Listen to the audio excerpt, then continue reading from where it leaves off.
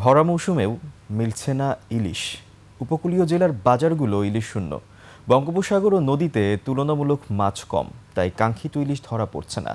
সংশ্লিষ্টরা বলছেন, দুর্যোগপূর্ণ আবহাওয়া, ট্রলিং বোট, অবৈধ জাল এবং বিষ দিয়ে মাছ শিকারের কারণে রেণুপোনা ধ্বংস হওয়ায় ইলিশের সংকট দেখা দিয়েছে। লক্ষ্মীপুর, বরগুনা ও খুলনা প্রতিনিধি তথ্য ও ভিডিওতে মাসুম আলিসার প্রতিবেদন। লক্ষ্মীপুরের মেঘনা নদীতে জেলেদের জালে ধরা পড়ছে না কাঙ্ক্ষিত রূপালী ইলিশ। ভরা মৌসুমে এমন সংকটে হতাশ জেলে ও মৎস্য ব্যবসায়ীরা। নদীতে কাঙ্ক্ষিত মাছ না পাওয়ায় আর্থিক অনিশ্চয়তায় পড়েছে জেলে পরিবারগুলো। বাজারে ইলিশ মাছের দাম অনেক চড়া থাকার কারণ হচ্ছে নদীতে মাছ একেবারে কম। জেলেরা মিলেতে যাইলে খুব ক্ষতিগ্রস্তের মধ্যে আছে, অভাব অনটন আছে। এখন এই সরগতিকে মেঘনা নদীতে মাছ আসে না। একদিকে জেলেদের আয় কমেছে, অন্যদিকে স্থানীয় মাছঘাটেও দেখা দিয়েছে মাছের সংকট।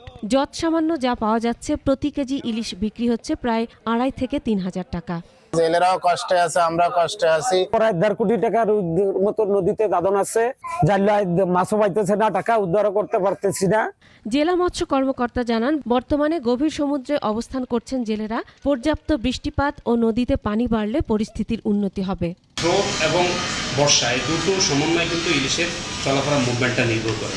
আর চলাফেরার ফলে কিন্তু এটা ধরা পড়ার জেলেদের যারা ধরা পড়ার আশঙ্কা তৈরি হয়। বরগুনায় ধরা পড়ছে না কাঙ্ক্ষিত ইলিশ।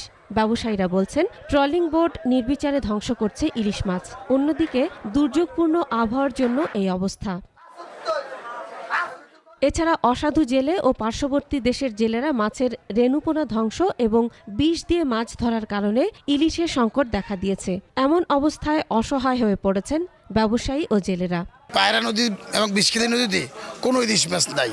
একসময় এই এলাকায় ট্রাকে মাছ হইতো, আর এখন আজকে বরগুনা শহরে কোনো মাছ নাই। যে ট্রলিংগুলো শুরু হয়েছে, এই ট্রলিংয়ে সব ধরিয়ে ফেলায়। এদিকে খুলনার বাজারে রূপালী ইলিশের দেখা মিললেও দাম আকাশচুম্বী।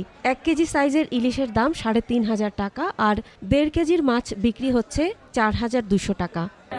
300 গ্রাম মাছ 1,400-1,500 টাকা কেজি। কয়জনে কিনতে পারে? মাছের যে পরিমাণ দাম, আমরা সাধারণ মানুষ কেনার সামর্থ্য হারায় ফেলতেছি। বিক্রেতারা বলছেন, ইলিশ ধরা পড়ছে কম, তাই দাম বাড়তি। বর্তমানে মাছের সংকট, মাছ যে পরিমাণ হওয়া দরকার ওই পরিমাণ মাছ নেই। খুলনা মৎস্য অবতরণ কেন্দ্রের তথ্য বলছে, বিগত 5 বছরের মধ্যে এবারই খুলনা অঞ্চলে ইলিশের সরবরাহ সবচেয়ে কম। 13 জুন থেকে এই মৌসুমে ইলিশ আহরণ যে শুরু হয়েছে, তারপর থেকে বৈরী আবহাওয়ার কারণে আড়তদাররা বা ব্যবসায়ীরা ওখান থেকে মাছ কালেক্ট করতে পারছে কম। Masum আলিসা, desk report, 21 television.